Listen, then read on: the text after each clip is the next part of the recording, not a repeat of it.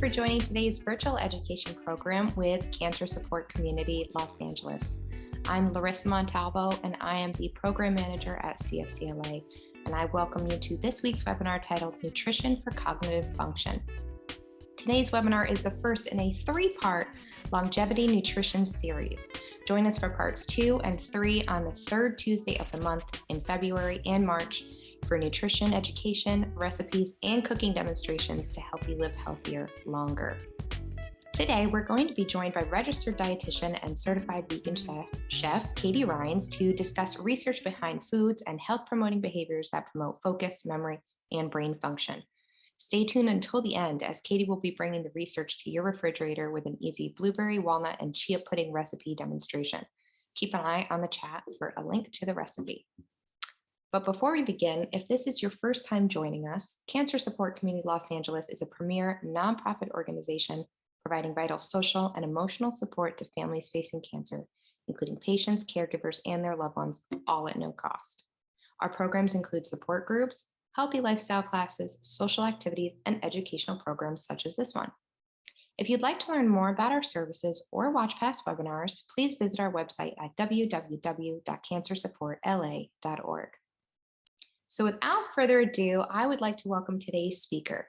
Katie Reines is a registered dietitian nutritionist with the Create Cures Foundation Clinic in Santa Monica, California. She has been plant-based for over 10 years and wrote her master's thesis on plant-based nutrition and cancer. Katie is a published author of the Disease Cookbook, a certified vegan chef who provides educational cooking classes and food demonstrations for many audiences, and she's an owner of a private practice where she utilizes her experience with plant-based nutrition and disordered eating. Welcome, Katie. Thank you so much for joining us today. Oh, I'm so excited. I feel that everybody can relate to this idea that we really want to improve our cognitive function, whether you're an older adult looking to decrease your risk of Alzheimer's, or you're a student and you want to improve your ability to retain information. Here we go. Okay. Yay, nutrition for cognitive function. So today I cannot wait to go over different foods to actually improve our brain health, as well as different lifestyle factors that coincide with nutrition. And there's so much research we're going to be going over. And of course, the easy and fun recipe, and there will be a quiz at the end. So be sure to pay attention, and we're going to have to answer some questions during that quiz. All right, let's go ahead and get started. So why do you want to improve your cognitive function? What are your goals?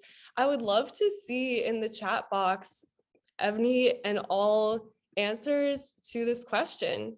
Some people, like I was saying before, some people are like, oh my goodness, I keep forgetting things. I don't know what's going on, or I just have brain fog throughout the day and I want to improve that. If anybody has any goals or any specifics as far as their cognitive function, put those in the chat box, and I'm really excited to actually tackle those for you. So yeah, the chat box is there, and I'm very excited to. Goal is better focus, improve focus and memory. Yes, brain fog. I enjoy life and maintain independence as I age. Awesome. To decrease forgetfulness, improve my memory. Chemo brain. Preventing dementia. I never want to get stupid and have other things and have others think I'm no longer functioning. This is very serious what we're talking about, right? Preventing dementia, improving memory. So there are specific factors there's specific components in foods that have been proven to increase our cognitive function, increase our memory. Why did I walk into that room? Relatable memory improvement. Yes. Okay. We're definitely going to hit on memory improvement today. So pay attention, being able to focus better. Yes. When we're talking about improving our memory, this will also improve our focus, but there's little specifics that I'm excited to get into as well. I'm 82. My father developed dementia. I don't want to get there. There is so much we can do to prevent dementia. We can keep our brain health as we age. And often, just like you were saying, focus, memory, stable mood. These are all very, very common goals for my patients and clients, and I'm really excited to hit on these with you all. I'll be hitting a lot also on mood stability. When we're focusing on stabilizing our mood and foods to improve our mood, this also is going to improve our memory and our focus as well. It's really a holistic approach, and I'm excited to tie all this together for you. So answer me this in the chat box, yes or no, does what you eat affect your focus, memory, and mood? Do you feel like you notice after you eat something, you're noticing a difference? Yes. I think it's pretty obvious, right? And I'm not talking about, okay, I'm having a bad day and I eat a cookie and then I feel so much better, but that does play a role in it as well. But what I'm really thinking about is, hours after you eat, right? When you're eating breakfast, if you eat a donut for breakfast, it might feel good in the moment, but then an hour or two later, you're crashing, right? You're feeling that brain fog. You're feeling like a little moody. Coffee helps. Ooh, we're going to be hitting on coffee in a little bit.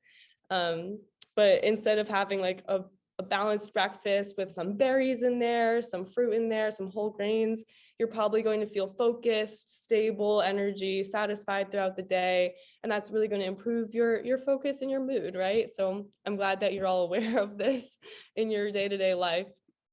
So facts for brain health, pay attention to this. There will be a quiz about this at the end. If any of you have heard of DHA, be sure to take your fish oil supplement. You need that DHA, docosahexaenoic acid. It is the most abundant omega-3 fatty acid in our brain.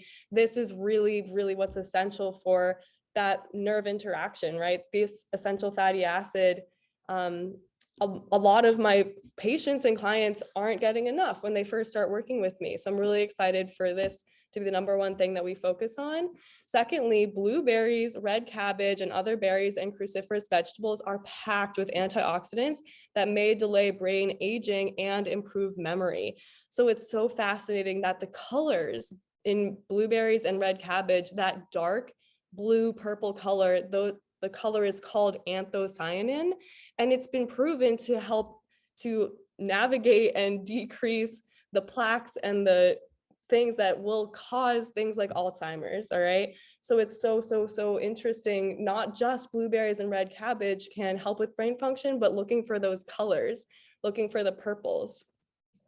Also, lastly here, flavonoids in green tea, coffee, and dark chocolate, like all of these things that I'm like, oh my gosh, coffee and dark chocolate, that's amazing, right? Let's just eat more coffee and dark chocolate all day long.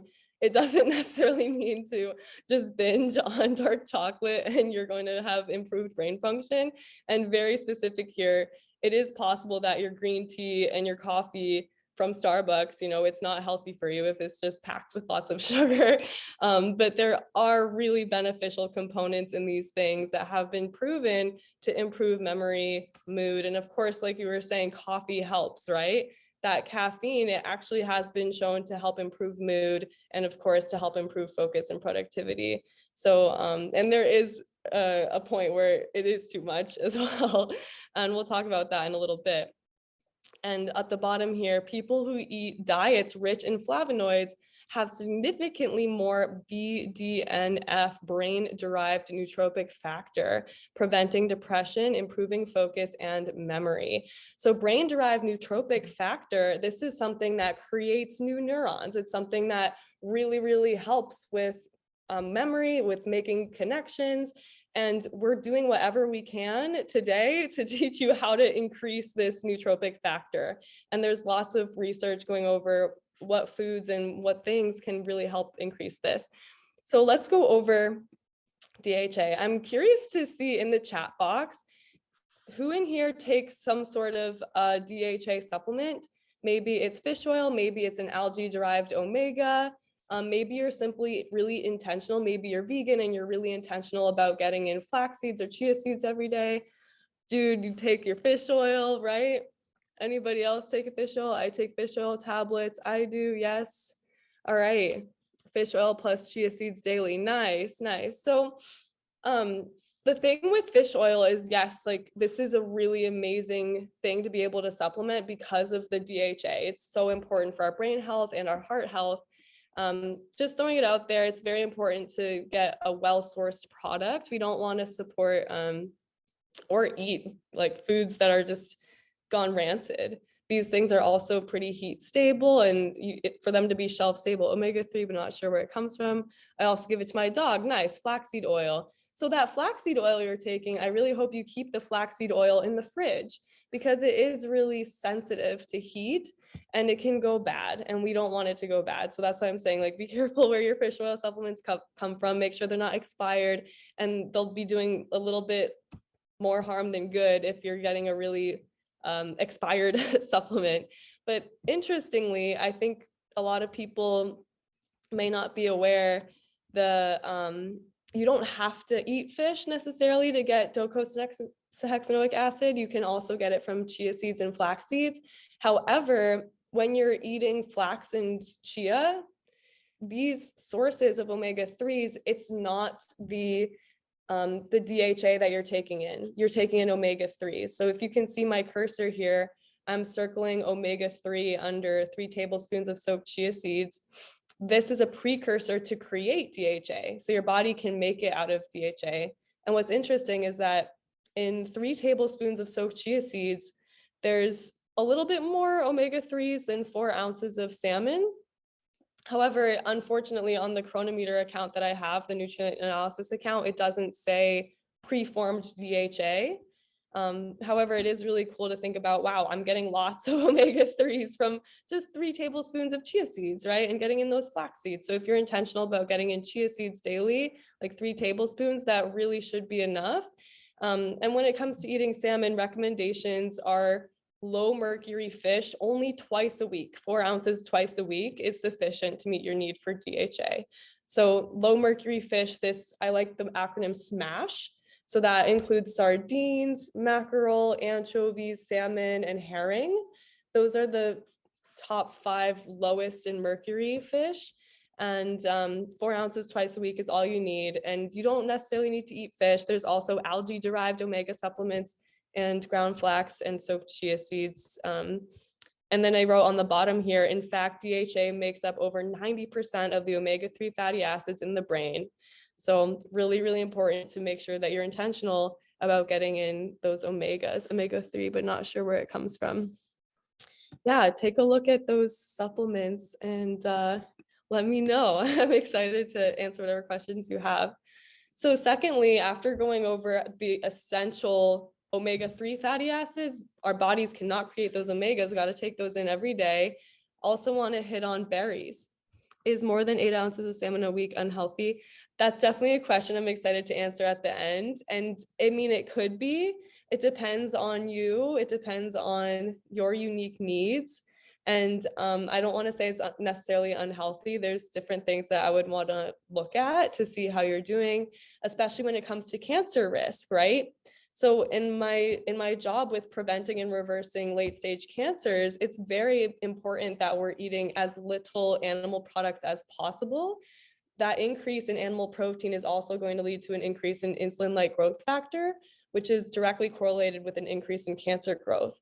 So when we're having cancer and trying to reverse cancer, it's going to be a good idea to try to get those omegas from a plant-based source. Yeah.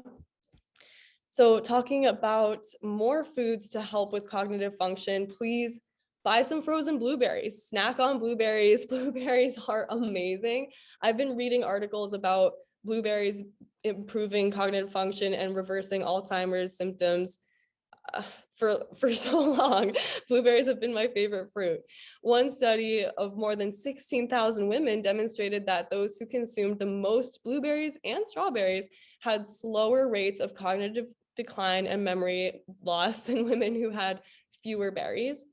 Also, some of the antioxidants in blueberries have been found to accumulate in the brain and improve communication between brain cells. This is what I was talking about before, the anthocyanins, how it really, the color in there can really help with those nerve endings, can really help with brain communication, and you'll be more sharp, right? Your memory will be improved, a lot less likely to develop Alzheimer's. Yes, yes. Thank you so much for the engagement. And there's also going to be a Q&A at the end. What is the recommended serving size? So of blueberries. Ooh, good question. And that's, yeah, this type of question you can ask in the Q&A box, and I'll answer this at the end. I'm going to try my best to get through this. But for blueberries, I would recommend about a half of a cup is about a serving.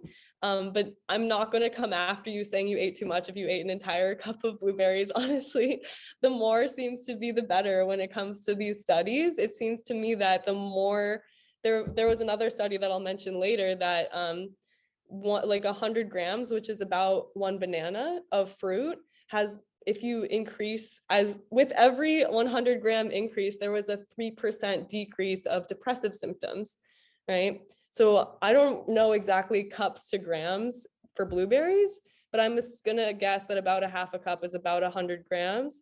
And if you eat more, it's shown to be more beneficial. I haven't really seen a upper limit to eating more blueberries being negative. So that's a great question. I'll have to look more into the exact like what's too much, but I think more is better.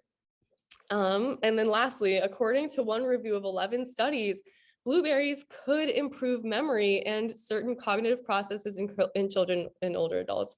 So these big reviews that contain lots of people and lots of studies showing that, yeah, I just wanted to throw that in there, that there's a lot of research going over this. Ooh, and then everybody's favorite topic, the coffee, the dark chocolate. I want to just throw it out there to drink more green tea. I feel like people often, coffee drinkers, are missing out on the benefits of green tea. What's really cool about green tea is there's a component called L-theanine. So this amino acid L-theanine, it's been shown to really help people feel relaxed without feeling tired. And that's that alpha wave increase. It's been shown to increase alpha waves, which gives you that relaxed feeling without feeling tired. So people who maybe like wake up and toss and turn in the middle of the night, maybe will take an L-theanine supplement. And this is naturally occurring in green tea. Matcha is probably the best option because instead of just drinking the water of the steeped leaf, you're actually drinking the powder of the leaf. And that has so many flavonoids and polyphenols and antioxidants. So L-theanine in green tea, absolutely amazing. But there's other flavonoids too that I'm not able to list them all, but green tea is amazing. Also, as mentioned before, coffee, caffeine in coffee, and there's other antioxidants in there as well. It's actually been shown to reduce risk of Parkinson's and Alzheimer's. Coffee does increase your alertness. It sharpens your concentration. If you've got a lot to do, you know when you take that cup of coffee and you're like ready to go.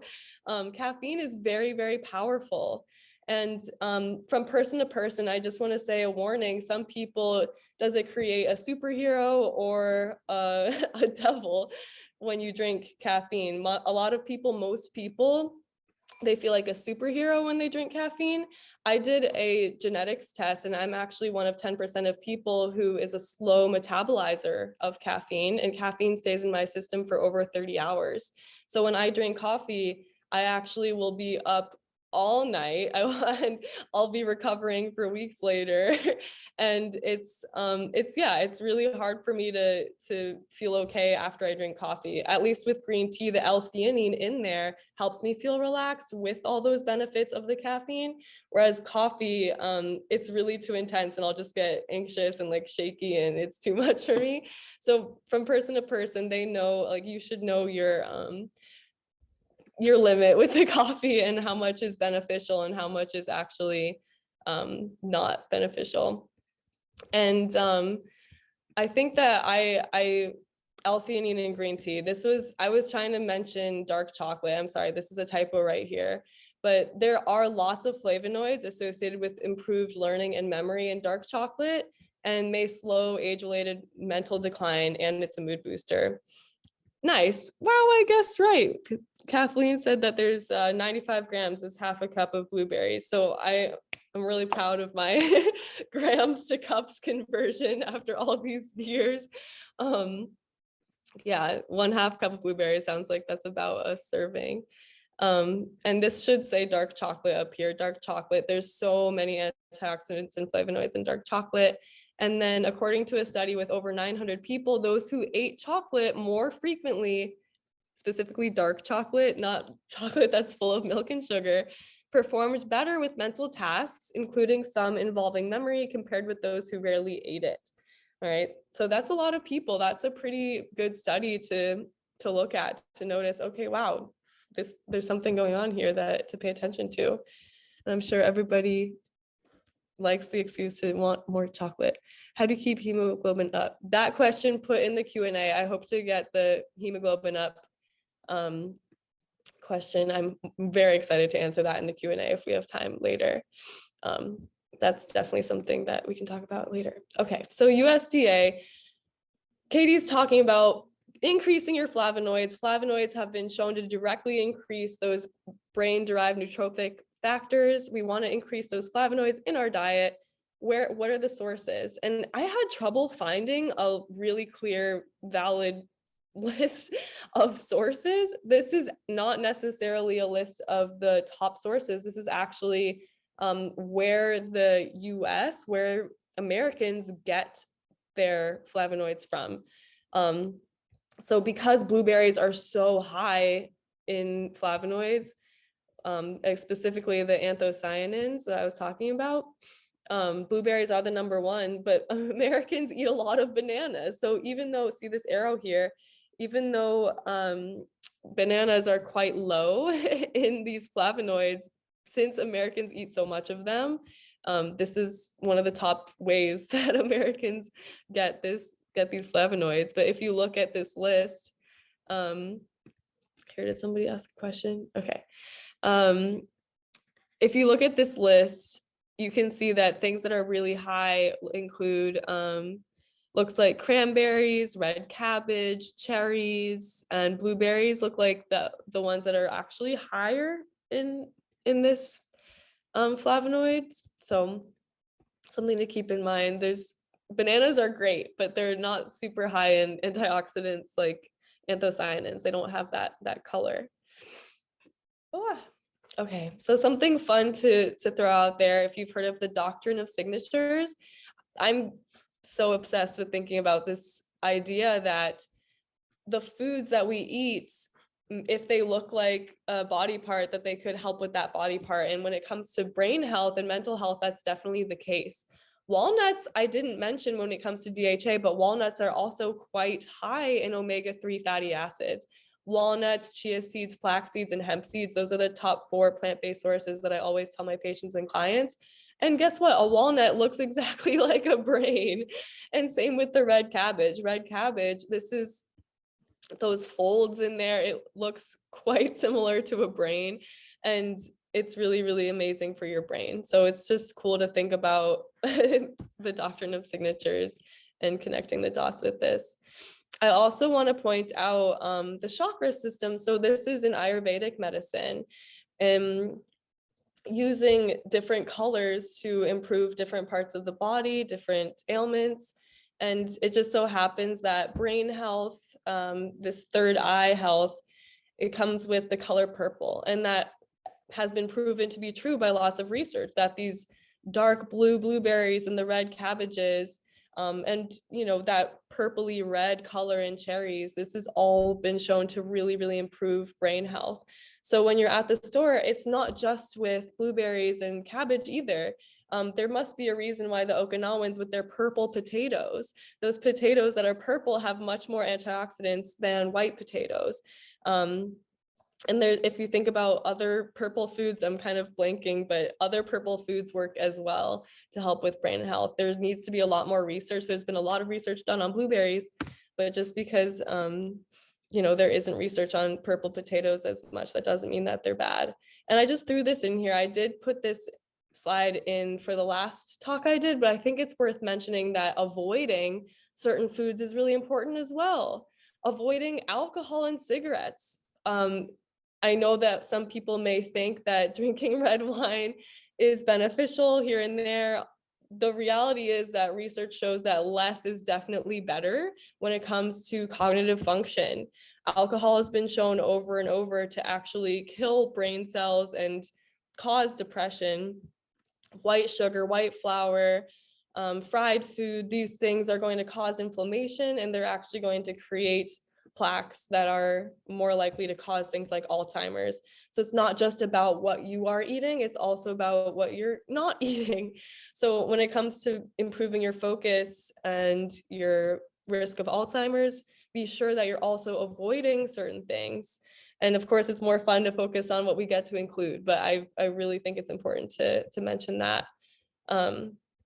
Yeah, so let's continue on. I love this image of healthy brain aging versus unhealthy brain aging. As I mentioned before, the DHA and EPA, that's one big thing. Of course, lots of colors in the diet, and then exercise. So exercise, huge for increasing that brain nootropic factor. And then we want to make sure to minimize stress, ROS. So that's a free radical species. Things like burnt foods contain ROS. That's basically like free radicals. And then obviously fast food, that's going to decrease your lifespan, decrease your cognitive function. Oops, what did I do? I think I just X'd out by accident. I don't know what just happened. Okay. All right. In the chat box, I'm so curious. Do you think fasting helps or hurts cognitive function when you do a fast? Is anybody still there? Did I put everyone to sleep? Hurts, helps. Okay, Rhonda says hurts. Judy says helps.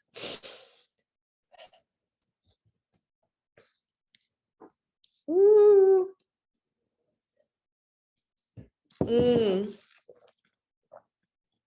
Helps but within fluids. I like that we have a little bit of not so sure. We have back and forth. Some people say it helps, some people say it hurts. And there's a reason for that. First of all, there's a lot of different types of fasting. Fasting is not fun. Right. So there's a lot of different types of fasting, right? You can't just say like, I'm doing a juice fast, or I'm not eating at all for however long. Like there's a lot of different ways to fast. And you're all correct. It both hurts and it helps. So short term, if you're not eating, you're going to be super irritable and have brain fog. And this study showed that beyond the expected increase in appetite, we found increase in sadness, self-blaming, difficulties in decision making, and loss of libido, right? So in just like a few days, like 48 hours to 72 hours, this is just you're in a place of like, oh, I this sucks, right? Thinking of survival, thinking of your brain, your body's survival mechanism. Your body wants to be able to survive. Your body is going to be uncomfortable and want to get food up to a certain point, right? So after about 72 hours, it's been shown that, so this is a 7-day fasting. Fasting-induced mood enhancement was reflected by decreased anxiety, depression, fatigue, and actually improved vigor. So this was upwards of a 7-day fast. And it's so interesting to see, oh, wow, my survival mechanisms and the first couple of days, if I don't give myself any food, my body's going to need to eat. My body's going to need that energy and that mood to get out and go get some food. And after some time, it actually has been shown to really decrease anxiety and depression, fatigue, and even feelings of euphoria. In this review of the literature, many clinical observations, so yeah, between day 2 and day 7, after you get that to that point of crossing over from just using carbs for fuel and really getting into that ketosis, depressive symptoms with improvement in mood, alertness, and a sense of tranquility reported by patients. So it's really interesting to see that hangriness that people feel at the beginning of a fast does go away. And it's actually been shown to be beneficial long term. So fasting therapy provides an option to the use of antidepressants and their accompanying side effects. So for people who have serious side effects with antidepressants, fasting therapy has been shown to be an option. There definitely needs to be more research on this. And is fasting actually zero food? That's a great question. So here at the Create Cures Foundation, we recommend a fasting mimicking approach, which has been shown to be beneficial long-term. And it's been a lot more beneficial than just not eating at all, because you are able to eat while mimicking the beneficial effects of fasting. So you get a lot less hunger when you're doing a FMD, a fasting mimicking approach. But that's a great question. And the thing is with the fasting mimicking diet and depression, we just need more research on it. So let me go back to that slide. So this was only 20 patients, right? There's definitely research out there, but it's not substantial enough quite yet to really use a fasting mimicking diet instead of antidepressants. However, yeah, it's definitely an effective approach. So why does fasting help with depression? Just like I mentioned before, this brain-derived nootropic factor, just like brain-derived nootropic factor goes up as we exercise, it goes up when we reduce our calorie intake. More brain-derived nootropic factor equals less depression. It equals less risk of Alzheimer's. It equals better focus.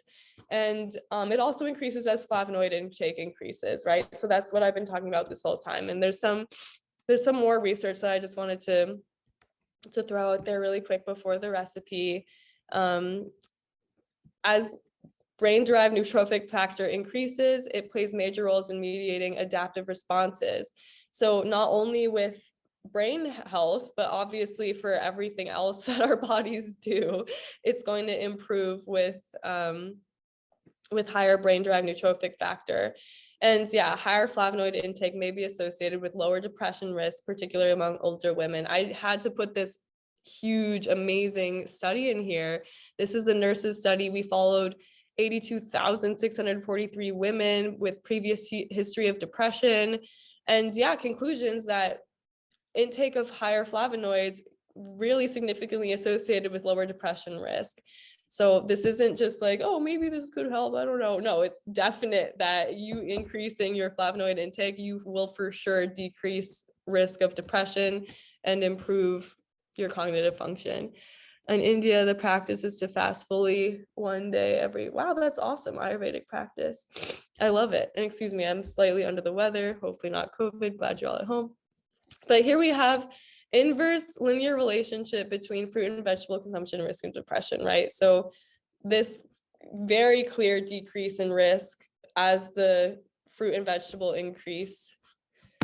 And this the study I was mentioning before. So meta regression of included observational studies. So this was basically a meta analysis. So lots of studies piled together showed this inverse linear association such that every 100-gram increase intake of fruit was associated with a 3% reduced risk of depression, as well as every 100-gram increase of vegetables was also associated with a 3% decreased risk. So 3% decreased risk, you're like, what the heck? Only 3%, that's absolutely nothing. We're only talking about 1/2 cup of blueberry added to your day that decrease your risk by 3%. So imagine if you had some more vegetables and some more fruits throughout the day, right? That 3% turns into 6%, turns into 9%, it's actually like the percentage keeps going up with each additional high flavonoid food that you're taking in. It really does improve your depression symptoms and risk. Okay, how's everybody doing? I'm so curious to hear, before we go into this recipe, what is one food that you feel like you could snack on, or that you feel like you could add that you know will improve your cognitive function, whether that be low mercury fish, or okay, I'm giving it away. But if there's anything that you can see yourself, oh wow, I should be eating this food, or well, oh wow, I'd like to try this food. What food do you feel like you're going to include? Maybe it's this recipe, maybe I've jumped the gun, but does anybody have any that they want to share that you feel like You weren't aware. Ooh, matcha, yeah. Olives, anchovies, walnuts, yes. Yeah, matcha is a good one.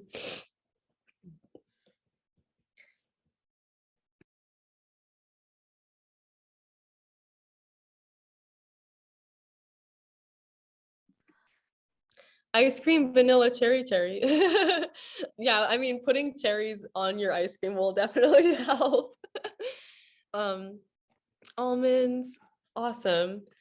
Yeah, more fruit. I notice I'm starting to crave it along with some nuts. Beautiful. Yes. Thank you all so much for participating. Yes, I'm so glad that you learned. And here I'm going to pumpkin and sunflower seeds, apples. Awesome. Yeah, these foods are super high in flavonoids. Ice cream lifts my mood for sure. Nut butters. Yeah, so I pistachios are awesome. um I want to say about the like adding ice cream, and I hope that we're taking this for the long term. Ice cream in the short term will definitely improve your mood. Long term, definitely not. In long term, eating more ice cream and more cookies and more high fat foods, high sugar foods, those are gonna, Brazil nuts, awesome. um those in the long term are going to really decline your cognitive function and your mood. So let's get to this recipe. I hope everybody here, before I play this, I just want to say that I made this video a while ago, and it's still something that I send to a lot of my patients and my clients to help them, and I hope that you like it. My dad could use some help preparing something satisfying to take on the go. These chia puddings are great breakfasts, snacks, or desserts. Chia seeds are high in essential omega-3 fatty acids, which produce the most abundant fatty acid in the brain, called docosahexaenoic acid, or DHA. According to the Academy of Nutrition and Dietetics, those who have diets rich in omega-3 fatty acids have decreased incidence of Alzheimer's disease. Try adding cocoa powder to make a chocolate pudding. Rolled oats and chia seeds are both high in soluble fiber, which has been shown to be effective in lowering cholesterol levels. With the protein, healthy fats, and fiber from the chia seeds, and whole grain complex carbohydrates and fiber from the rolled oats, these on-the-go treats will help curb cravings, improve gastrointestinal regularity, lower cholesterol levels, decrease inflammation, improve focus, and stabilize energy levels. Prepare on a Sunday night and have a breakfast or snack prepared every day for the busy week. These were a lifesaver when I was living in my college dorm room. I hope you have fun experimenting with your favorite fixins. Wake up, save the world, repeat. All right, so that's that. Where can I get back to this? Yeah, so that was the recipe. It's really, really How you simple. get them to transform? Oh, what is happening? So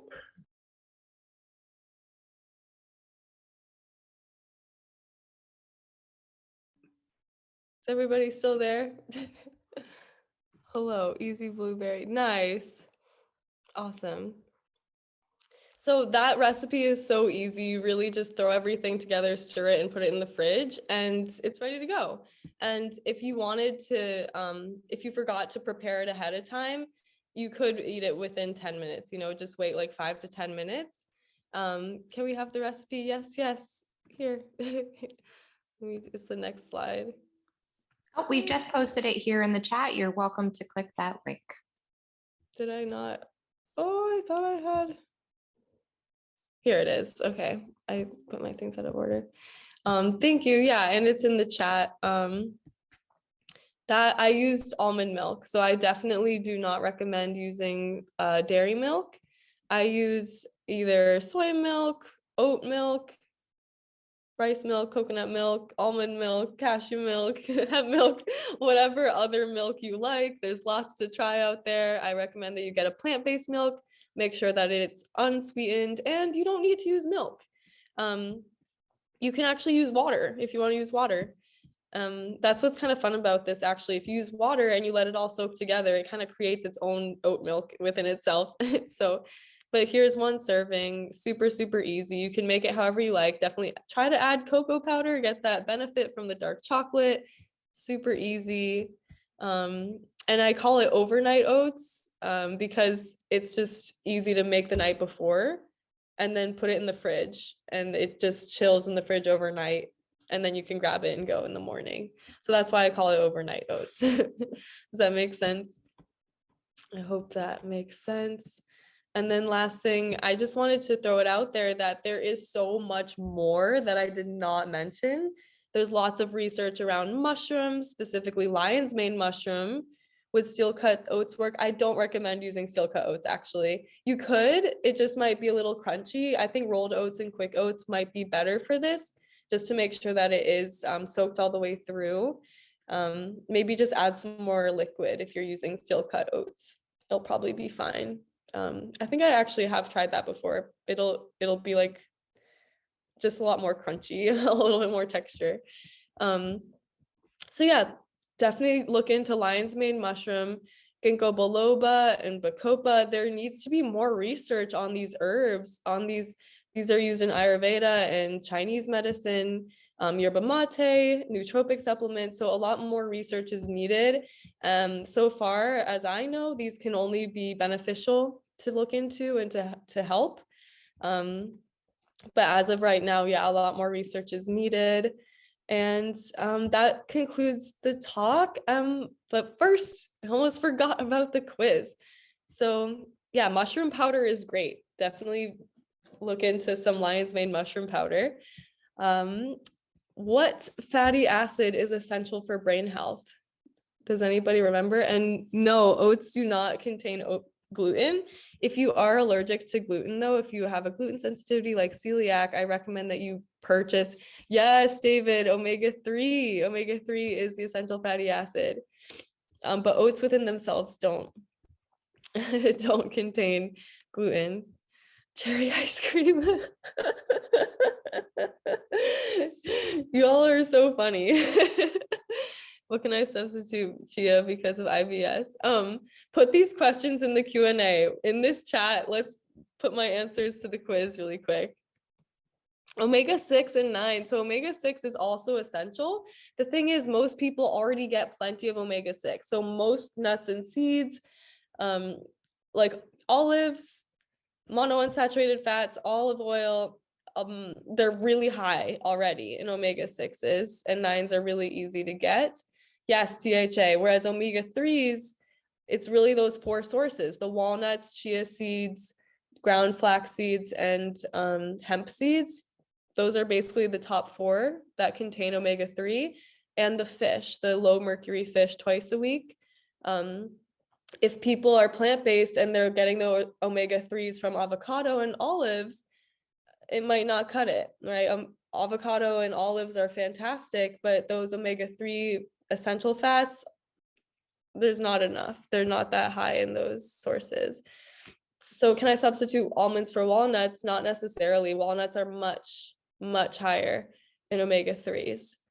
Right? If you wanted to eat almonds, I highly recommend you take some sort of algae-derived omega supplement as well. If you don't like walnuts, if you don't like any of those sources, make sure you are taking in, if you're open to eating fish, make sure you're taking in that 4 ounces about twice a week. Yeah, these are great questions. How many carbs in recipe? I love all these questions. What are 5 sources of this fatty acid? So if anybody can list, so somebody already said walnuts, but what are some more sources of the omega-3 fatty acid? Does anybody know?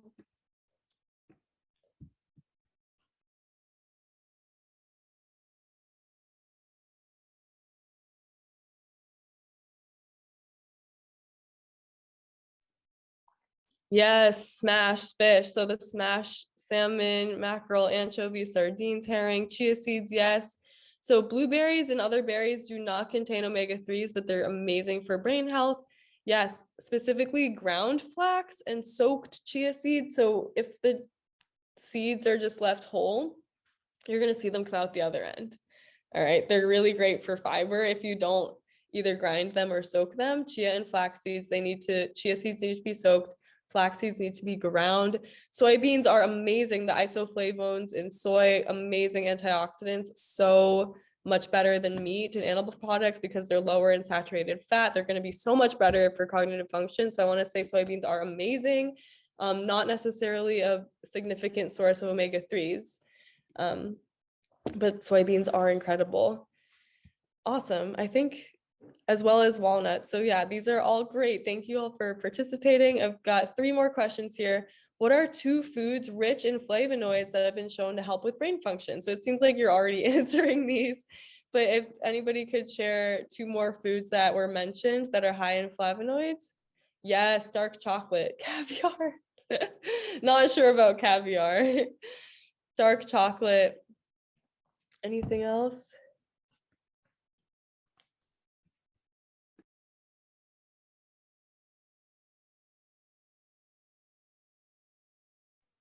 Yes, blueberries, dark chocolate, green tea. Yes, the green tea. Blueberries. Yes, yes, yes. Awesome.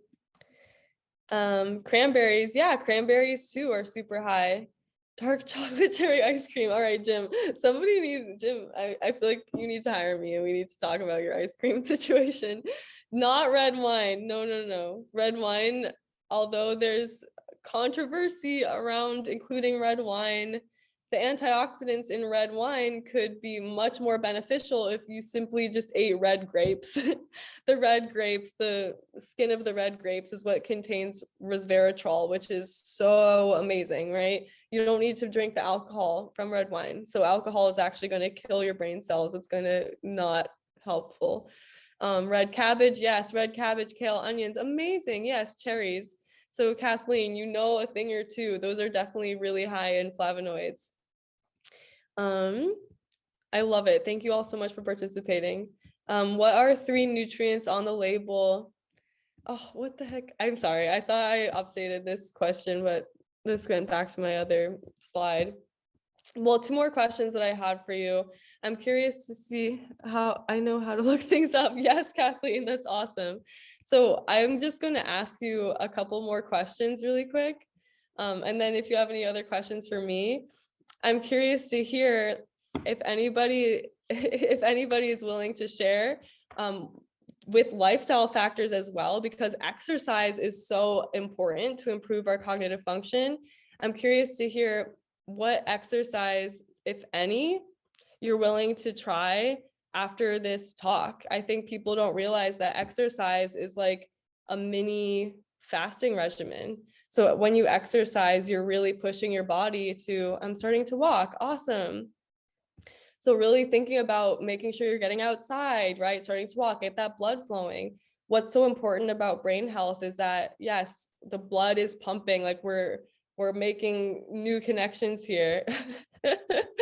I have a trainer and I take him. Nice. I play golf, Tai Chi. Yes. So super, super important that we're all moving as well. Dancing. Awesome. These are awesome.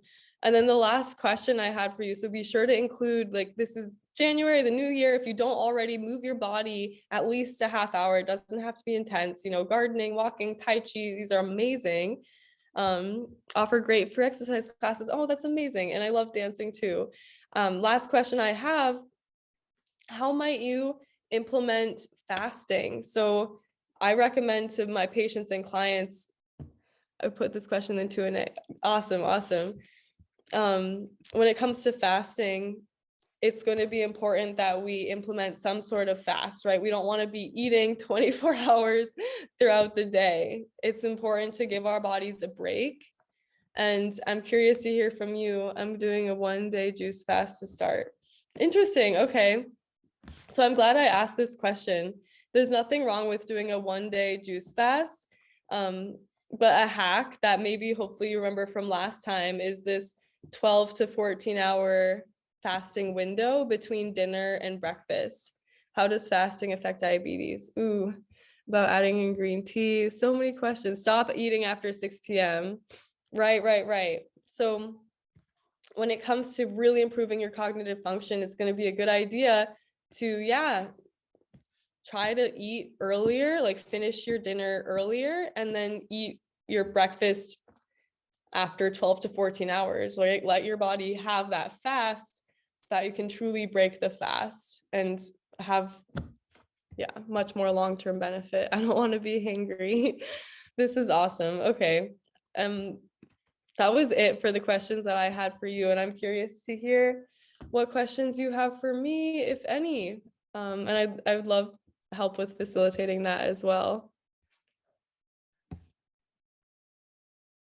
Thank you so much, Katie. Oh my goodness, this was such an abundance of information. I don't know about all of you in here, but my head is just spinning thinking about all the different ways that I can incorporate this into my diet moving forward. Apologize for the background noise. We are making dinner here because that's how hungry Katie has made us. But anyways, let's jump into some questions. So, and thank you, Katie, for doing this despite feeling underneath the weather. We really do appreciate it. If you want to go ahead and end your screen share so we can see while you answer these questions for us. All right, so I'll start by jumping in. We've had a lot of questions about that lovely chia pudding overnight oats recipe that you gave us, which again, we put in the chat. So a couple questions based on that. Do you have a suggestion for replacement for chia for those who cannot eat chia seeds? Yeah, if you can't eat chia seeds, ground flax will work as well. Ground flax, it's also really high in soluble fiber, so it'll have that like gelling effect. What's so fun with the chia seeds is that it's like tapioca pudding. It makes this like jelly like pudding, and you'll have to try it. So it's a little bit different texture. It's going to be a little bit smoother with the ground flax, but it's got lots of omega-3s, really amazing antioxidants and lignans in there. So yeah, try the ground flax instead if you're okay with ground flax. Wonderful. We had another question. Someone's asking if it's okay to warm it up in the morning if you're using non-dairy milk. Definitely. Yeah. I used to think that that wasn't okay because I was saying before, somebody who uses a flax oil supplement and how flax oil, very heat sensitive. We want to keep that cold if we want those essential omega-3s. So saturated fat like coconut oil, because it's hard at room temperature, you can cook at high heat with that and it'll be stable. Especially when it comes to cancer, though, we really don't want any unstable fats that are gone rancid in our bodies. That's going to really exacerbate inflammation and lead to increased risk of cancer growth. So when it comes to omega-3s, if they're in the oil form, do not recommend cooking with walnut oil or flax oil. These should be left in the fridge. However, research actually shows that when it's in the form of still a chia seed, right? Still a walnut, it has some fiber in there. It actually has been shown to be stable when it's boiled, when it's cooked a little bit in the oven. Those omega-3s are still stable. It's fine. So yeah, you can warm it up. That was a long answer, but I just want to make it really clear though that you don't want to use super high heat with these oils. When it is in the DHA form though, when it's from fish, it's okay to be heated up. Omega-3s though are really heat sensitive. That's a great question. I did not know that. Thank you. A couple more questions on this, and then we'll move on. How many days is this chia pudding good in the fridge? I would say about 5 to 7 days, probably max 5 days, because it is fresh, right? You're putting berries and things in there, and things can kind of get a little weird after 5 days. So I would say max 5 days. Yeah. Okay, great. And then the last question on that, are organic blueberries substantially better than non-organic? Yes. Well, when it comes to cognitive function, no, honestly, I have a bias of just being interested in an environmental standpoint, as well as when it comes to your pesticides on your foods, it's going to be really important that you get organic from things like berries and things that you don't peel the skin. So there is, especially with cancer, you want to try your best to avoid any type of added chemicals and pesticides added to your food. So I do want to say that it's important to buy organic if you can. However, it's much more important to eat the berry than to not eat it. The benefit outweighs the risk when it comes to organic versus non-organic. When it comes to because berries are super expensive as well, I highly recommend trying to get them frozen. Getting them frozen, maybe in bulk at Costco. Getting them frozen could actually be better as well because they're picked when they're ripe and they're frozen right away rather than having that long shelf life. And then by the time they get to you, it's like, you know, if it's possible to have a blueberry bush outside, that would probably be the best. But that's not always possible. So try for organic frozen, and it's better organic, but if not possible to get organic or not able to afford it, then please do eat your berries. Don't be like, oh, it's not organic, I shouldn't eat it. Like, still eat it. It'll still be beneficial for sure for cognitive function and everything else. Yeah. Great. Well, while we're talking about organic versus non-organic, what do you think about salmon? Is it safer when it's wild or farm raised? Much safer when it's wild. Yeah, it's a lot safer when it's wild. When it comes to these things also, as I mentioned before, we want to try to decrease our animal protein intake as much as possible. So hopefully after this conversation, you're noticing, oh, wow, like chia seeds, super high in omega-3s, really, really amazing source to help boost my DHA. When we are purchasing fish, we're contributing to, first of all, it is expensive in this industry. It's quite a process, right? To continually be harvesting wild salmon. If you think about maybe trying sardines, trying anchovies, trying something smaller, things that, yeah, I feel like I've done too much research into these industries, but long story short, wild is better. Wild is better for sure. Great. And we have a couple fasting questions. I have some people asking here what you think about it, what length of time you recommend. I know that you mentioned 12 to 14 hours. Yes, the most sustainable and beneficial fasting regimen that we recommend that's been shown to be beneficial is the intermittent fast in the evening to the morning of that 12 to 14 hours. So too long of a fast consistently, like there used to be a thought that if you fasted for 16 to 18 hours and just had a very small eating window, that was beneficial, but it's actually been shown to increase risk of gallbladder issues. And in that short time, people were eating so much food and eating probably not the healthiest of foods. So it's better to fast 12 to 14 hours. And it's also very important to think about eating earlier in the evening. So try to, finish up around 7 p.m., 8 p.m., and wait at least 3 hours before going to bed. It's much better on your system, on your brain health, on everything, to have most of your calories earlier in the day. Our organs have their own circadian rhythm. And for example, your pancreas basically goes to sleep at 7 p.m. It's not going to digest your food the same way as it would if you were in the morning versus late at night.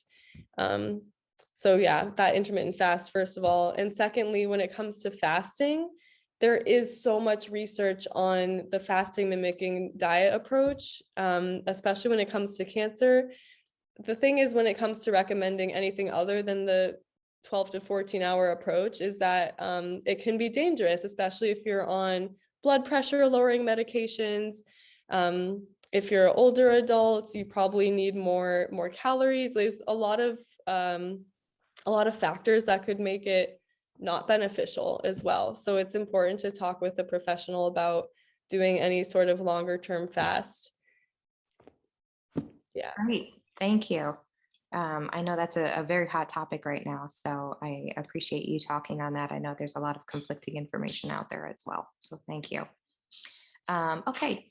How do you, and just a reminder to everyone, please enter your questions into the Q&A feature. The chat goes much too fast for us to be able to keep on top of these, so we appreciate using the Q&A. All right, our next question is, how do you keep hemoglobin up when you're on a plant-based diet? Oh, yeah. So this is a little bit separate from cognitive function. Hemoglobin, it's going to go up as iron goes up. And a lot of people are like, oh no, how do I get enough iron on a plant-based diet? There's much more iron in a half a cup of lentils than in a serving of salmon. People don't realize that lentils, pinto beans, like greens and beans, are actually super high in iron. And the best way to get your hemoglobin up is to increase your intake of greens and beans and a source of vitamin C. So vitamin C acts as a cofactor to convert that non-heme plant-based iron into heme iron that's actually your body uses. So it's really important. Squeeze of lemon on top, have an orange on the side. Even broccoli has vitamin C, like raw broccoli, strawberries, pineapple.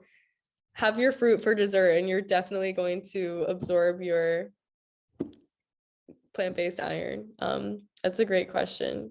Also, I do want to add, if you drink coffee throughout the day, you're probably going to have low hemoglobin because coffee inhibits iron absorption. There's a bunch of other things that inhibit iron absorption, like dairy is a big one, cheese, dairy products, those really inhibit iron absorption and are low in iron. So it also depends on the individual and your disease process. If you're struggling with other things like chemotherapy, undergoing chemotherapy and other things, that could be a factor as well. But my top advice, greens, beans, and a source of vitamin C, and you should be really good on iron. Great, thank you. We have time for just a couple more questions here. Just a reminder that we are lucky that we get Katie Reines 2 more times in the next 2 months. So if we don't get to any of your questions today, I welcome you to come to one of our next webinars. Her next one is on February 15th. It's also a Tuesday at 6 p.m. We'll be dropping that link into the chat room if you'd like to go ahead and register early for that. But this is a part of a 3-part series. So hopefully we can get more of these questions answered, give you some time to think about everything that you've learned tonight, and come back with some additional questions. And this is being recorded. So this will be up on our virtual library within a couple weeks, and you'll be able to watch it all over again. All right, so time for our last couple questions that we have here. We have someone asking that they'd like to read up more on the research that establishes that animal protein is adverse to cancer. Is there any research that you'd be able to share? Of course, yes. There's so much research I would love to share. Right now, I mean, could I email you? Yeah, I can email you a whole list of research.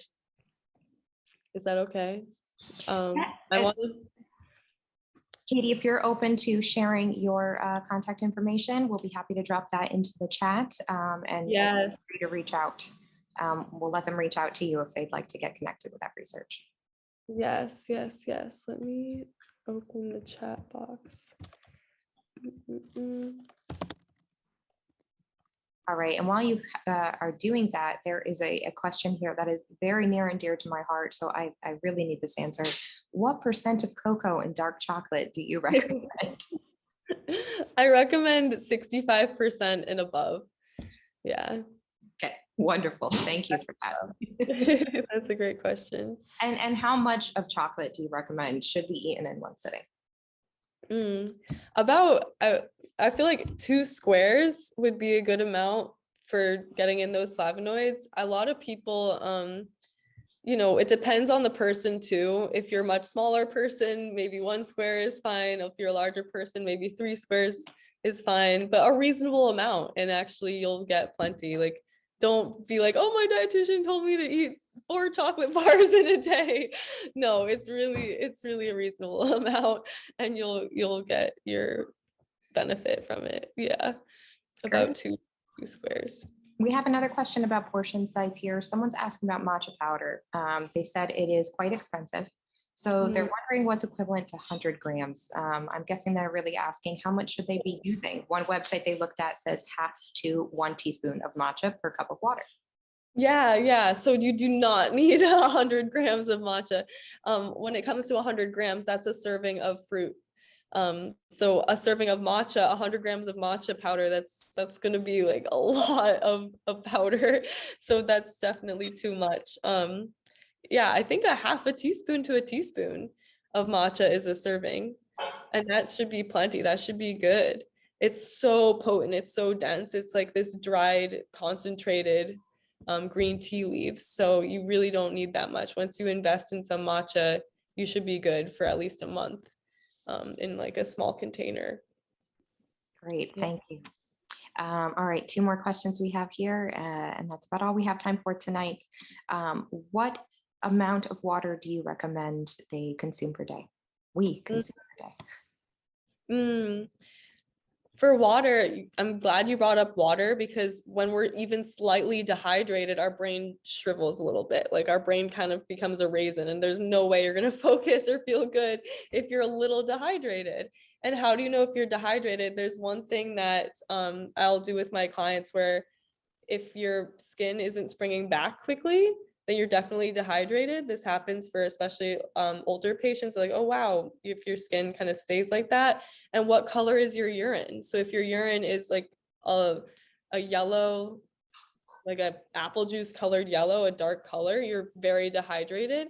I recommend drinking at least 8 to 10 cups of water a day, making sure your urine should be a clear to a very, very light yellow color. And of course, yeah, make sure your skin is like springing back quickly. To make your water even more hydrating, also adding a little bit of lemon, or even adding matcha, adding any sort of minerals to it or electrolytes to it can actually make it more hydrating. And I also like eat your water. So instead of eating lots of crackers, baked goods, breads, dehydrated, dried foods, like foods cooked in the oven, try eating more things like soups, fresh fruits, fresh vegetables, steamed, boiled. Moist heat cooking methods can actually really help improve your hydration, your digestion as well. So don't forget about eating your water as well as drinking 8 to 10 cups throughout the day. That's a great question. Awesome, thank you. And our last question we have time for tonight is, what is the best way to clean non-organic fruits and vegetables, or any fruits and vegetables? If they're non-organic, I think it's a good idea to soak them with vinegar and then rinse them. Vinegar can help a lot to like, it's not like it's that toxic either. It's not like it's going to be toxic for you. So using vinegar can help. But that's actually a good question. I'd like to look up more tricks for that. I think there's different like fruit sprays out there, or vegetable sprays that can help. I'm not sure. Maybe you can help me out with that one, but I've tried vinegar in the past, and just making sure to soak it instead of giving it a light rinse. Make sure that these things are saturated and rinsed, and saturated and rinsed, and then you can really get rid of it. I hope that makes sense. Yes, thank you so much. And thank you for your time tonight, Katie. I hope you're feeling much better. We look forward to having you again on February 15th. I have also just put in the chat, someone asked that where can they find the recording of this? This will be up in a couple weeks at cancersupportla.org. And I've also put that link into the chat over here. Thank you so much for your time. I hope you all are able to go have a wonderful, healthy dinner here. Hopefully Katie didn't make you too hungry. And thank you so much for being here with us tonight. Thank you. Everybody go eat your blueberries and your chia seeds and have such a wonderful rest of your night. Thank you. Thank you. Take care, everyone. Have a good night.